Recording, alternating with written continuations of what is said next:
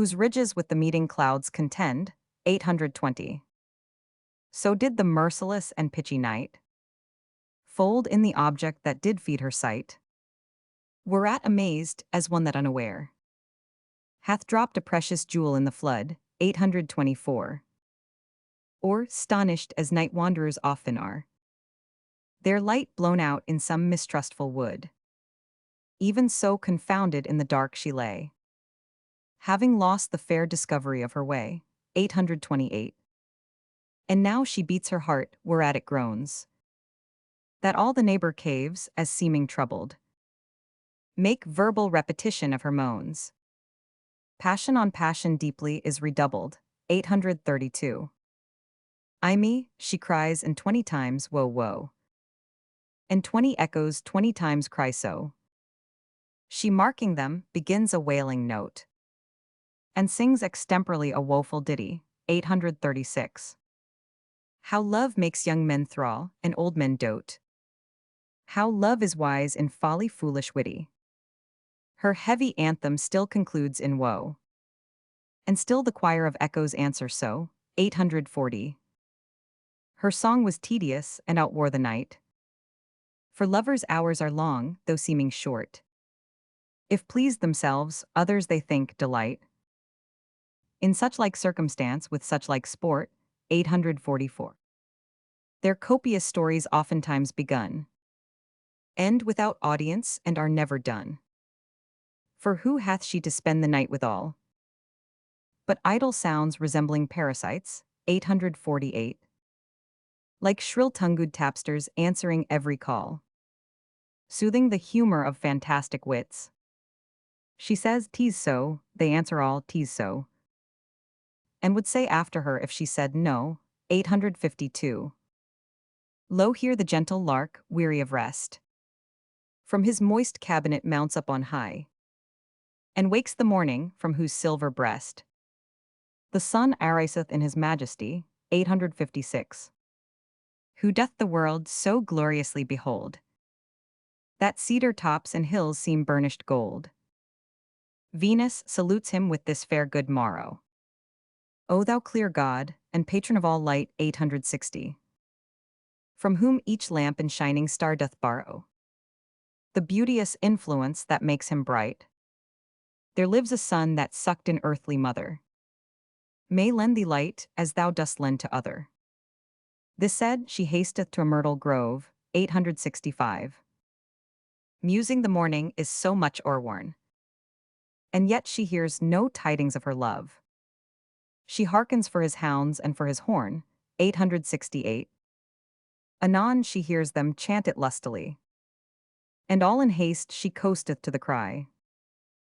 And as she runs, the bushes in the way, some catch her by the neck, some kiss her face, 872.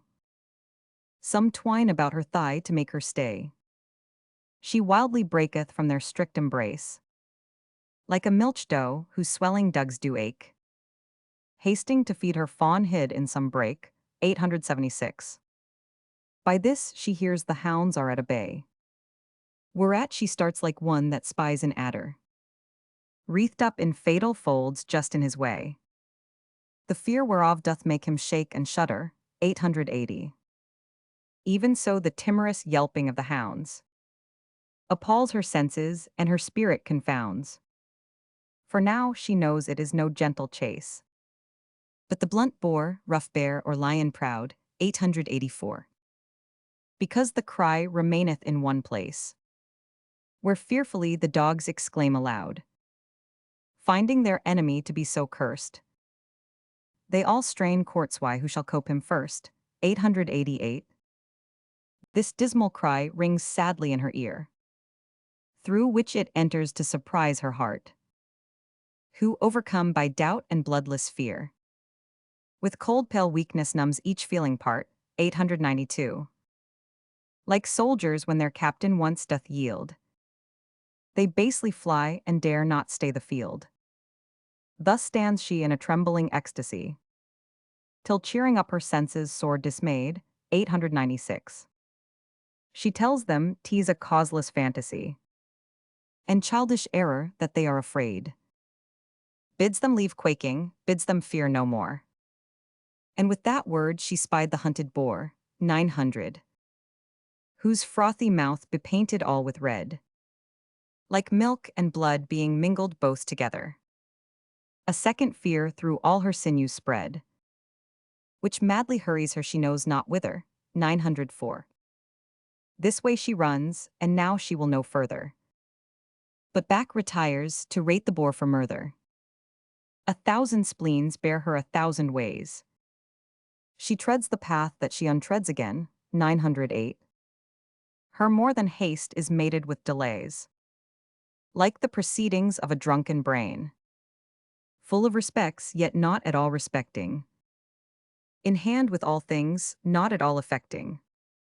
Here kennelled in a brake she finds a hound, 913, and asks the weary caitiff for his master, and there another licking of his wound. Gainst venomed sores the only sovereign plaster, 916.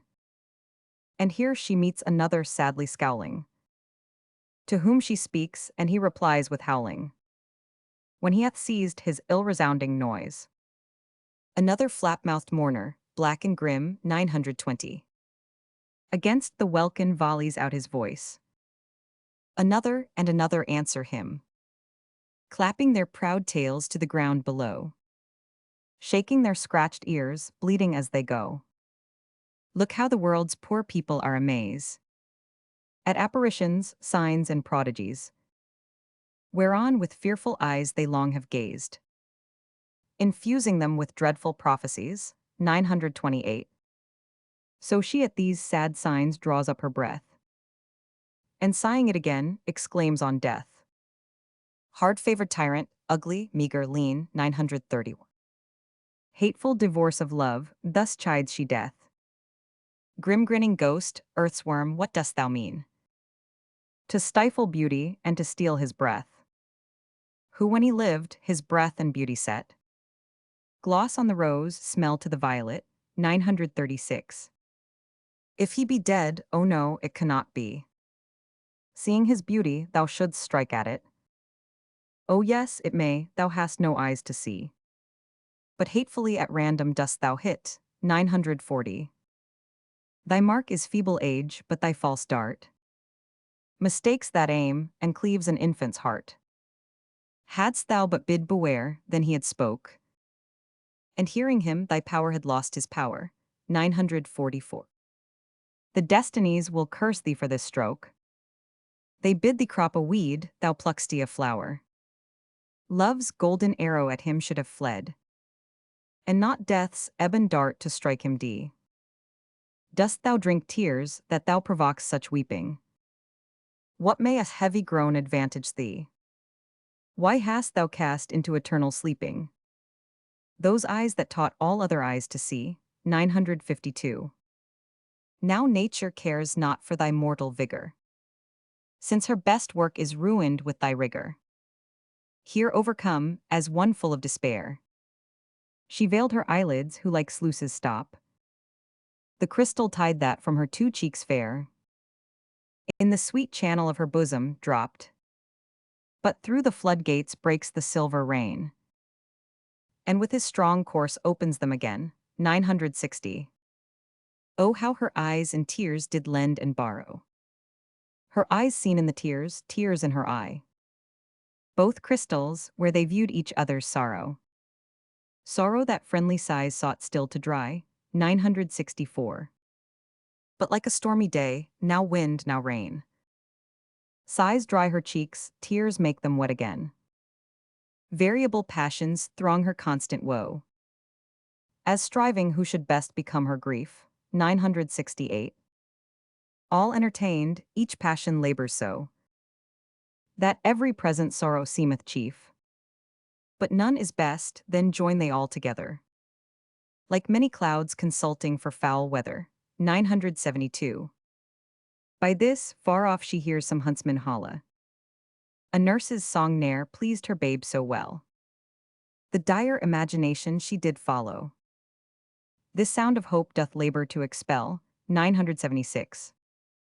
For now reviving joy bids her rejoice. and flatters her it is Adonis' voice. Whereat her tears began to turn their tide, being prisoned in her eye like pearls in glass, 980. Yet sometimes falls an orient drop beside, which her cheek melts as scorning it should pass, to wash the foul face of the sluttish ground, who is but drunken when she seemeth drowned. O hard-believing love, how strange it seems 985. Not to believe and yet too credulous. Thy weal and woe are both of them extremes. Despair and hope make thee ridiculous, 988. The one doth flatter thee in thoughts unlikely. In likely thoughts the other kills thee quickly. Now she unweaves the web that she hath wrought. Adonis lives and death is not to blame, 992. It was not she that called him all to naught. Now she adds honors to his hateful name. She cleaps him king of graves and grave for kings. Imperious supreme of all mortal things, 996. No, no, quoth she, sweet death, I did but jest. Yet pardon me, I felt a kind of fear. Weenas I met the boar, that bloody beast, which knows no pity but is still severe, 1000. Then, gentle shadow, truth I must confess. I railed on thee, fearing my love's decease. 'Tis not my fault the boar provoked my tongue. Be wreaked on him, invisible commander, 1004. 'Tis he, foul creature, that hath done thee wrong. I did but act, he's author of my slander. Grief hath two tongues, and never woman yet could rule them both without 10 women's wit. Thus hoping that Adonis is alive, 1009. Her rash suspect she doth extenuate, and that his beauty may the better thrive. With death she humbly doth insinuate, 1012. Tells him of trophies, statues, tombs, and stories. His victories, his triumphs, and his glories.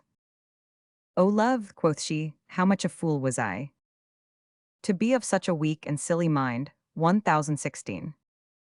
To wail his death who lives and must not die, till mutual overthrow of mortal kind. For he being dead, with him is beauty slain. And beauty dead, black chaos comes again, 1020. 5 fond love, thou art as full of fear, as one with treasure laden, hemmed with thieves. Trifles unwitnessed with eye or ear. Thy coward heart with false bethinking grieves, 1024. Even at this word she hears a merry horn, whereat she leaps that was but late forlorn. As falcon to the lure, away she flies. The grass stoops not, she treads on it so light, 1028. And in her haste unfortunately spies the foul boar's conquest on her fair delight, which seen, her eyes, as murdered with the view, like stars ashamed of day, themselves withdrew. Or as the snail, whose tender horns being hit, 1033, shrinks backwards in his shelly cave with pain, and there all smothered up in shade doth sit, long after fearing to creep forth again, 1036. So at his bloody view her eyes are fled into the deep dark cabins of her head, where they resign their office and their light to the disposing of her troubled brain, 1040. Who bids them still consort with ugly night, and never wound the heart with looks again, who like a king perplexed in his throne, by their suggestion gives a deadly groan, 1044. Whereat each tributary subject quakes, as when the wind imprisoned in the ground, struggling for passage, earth's foundation shakes, which with cold terror doth men's minds confound. This mutiny each part doth so surprise 1049.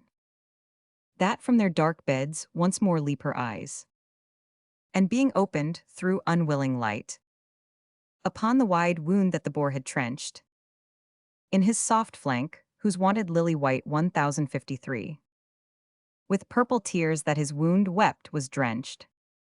No flower was nigh, no grass, herb, leaf, or weed, but stole his blood and seemed with him to bleed. This solemn sympathy poor Venus noteth, 1057. Over one shoulder doth she hang her head. Dumbly she passions, frantically she doteth. She thinks he could not die, he is not dead, 1060. Her voice is stopped, her joints forget to bow. Her eyes are mad, that they have wept till now. Upon his hurt she looks so steadfastly, that her sight dazzling makes the wound seem three. And then she reprehends her mangling eye, 1065. That makes more gashes, where no breach should be. His face seems twain, each several limb is doubled. For oft the eye mistakes, the brain being troubled. My tongue cannot express my grief for one, 1069. And yet, quoth she, behold 2 Adons dead. My sighs are blown away, my salt tears gone. Mine eyes are turned to fire, my heart to lead, 1072. Heavy hearts lead, melt at mine eyes red fire. So shall I die by drops of hot desire. Alas, poor world, what treasure hast thou lost? What face remains alive that's worth the viewing? Whose tongue is music now, what canst thou boast? Of things long since or anything ensuing, 1078.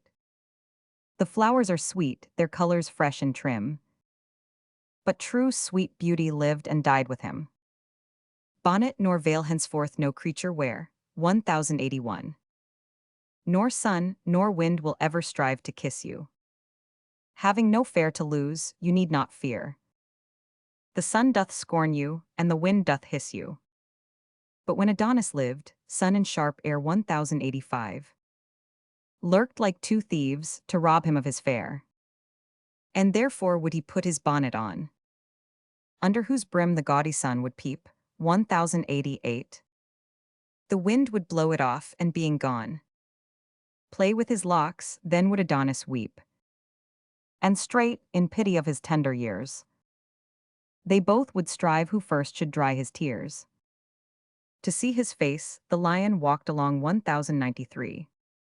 Behind some hedge, because he would not fear him. To recreate himself when he hath sung. The tiger would be tame, and gently hear H. If he had spoke, the wolf would leave his prey. And never fright the silly lamb that day. When he beheld his shadow in the brook. The fishes spread on it their golden gills, 1100. When he was by, the birds such pleasure took, that some would sing, some other in their bills would bring him mulberries and ripe red cherries. He fed them with his sight, they him with berries. But this foul, grim, and urchin-snouted boar, 1105, whose downward eye still looketh for a grave, ne'er saw the beauteous livery that he wore. Witness the entertainment that he gave, 1108. If he did see his face, why then I know he thought to kiss him, and hath killed him so. 'Tis true, thus was Adonis slain. He ran upon the boar with his sharp spear, 1112. Who did not whet his teeth at him again, but by a kiss thought to persuade him there. And nuzzling in his flank, the loving swine sheathed unaware the tusk in his soft groin, 1116. Had I been toothed like him, I must confess, with kissing him I should have killed him first. But he is dead, and never did he bless my youth with his, the more am I accursed, 1120. With this she falleth in the place she stood, and stains her face with his congealed blood. She looks upon his lips, and they are pale. She takes him by the hand, and that is cold, 1124. She whispers in his ears a heavy tale, as if they heard the woeful words she told. She lifts the coffer lids that close his eyes, where lo, 2 lamps burnt out in darkness lies.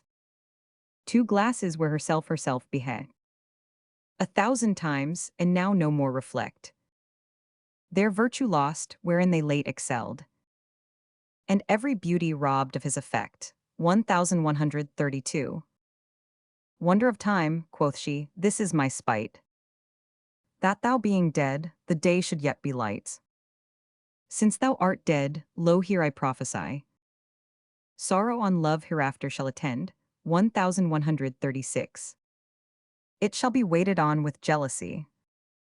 Find sweet beginning but unsavory end. Ne'er settled equally but high or low. That all love's pleasure shall not match his woe. It shall be fickle, false, and full of fraud. 1141. Bud, and be blasted in a breathing while. The bottom poison and the top o'erstrewed. With sweets that shall the truest sight beguile. 1144. The strongest body shall it make most weak. Strike the wise dumb, and teach the fool to speak. It shall be sparing, and too full of riot. Teaching decrepit age to tread the measures. 1148. The staring ruffian shall it keep in quiet. Pluck down the rich, enrich the poor with treasures. It shall be raging mad, and silly mild. Make the old become a ch. It shall suspect where is no cause of fear. It shall not fear where it should most mistrust. It shall be merciful, and too severe. And most deceiving when it seems most just. 1156. Perverse it shall be, where it shows most toward. Put fear to valor, courage to the coward. It shall be cause of war and dire events. And set dissension, twixt the son and sire. 1160. Subject and servile to all discontents. As dry combustious matter is to fire. Sith in his prime death doth my love destroy. They that love best their love shall not enjoy. 1164. By this the boy that by her side lay killed was melted like a vapor from her sight, and in his blood that on the ground lay spilled, a purple flower sprung up, checkered with white. 1168. Resembling well his pale cheeks and the blood, which in round drops upon their whiteness stood. She bows her head, the new-sprung flower to smell, comparing it to her Adonis breath. 1172. And says within her bosom it shall dwell, since he himself is reft from her by death. She crops the stalk, and in the breach appears green dropping sap, which she compares to tears. Poor flower, quoth she, this was thy father's guise. Sweet issue of a more sweet-smelling sire. For every little grief to wet his eyes. To grow unto himself was his desire. 1180. And so 'tis thine, but no, it is as good to wither in my breast as in his blood. Here was thy father's bed, here in my breast. Thou art the next of blood, and 'tis thy right. 1184. Lo, in this hollow cradle take thy rest. My throbbing heart shall rock thee day and night. There shall not be 1 minute in an hour wherein I will not kiss my sweet love's flower. Thus weary of the world, away she hies. 1189. And yokes her silver doves, by whose swift aid their mistress mounted through the empty skies. In her light chariot quickly is conveyed. 1192. Holding their course to Paphos, where their queen means to immure herself and not be seen. Venus,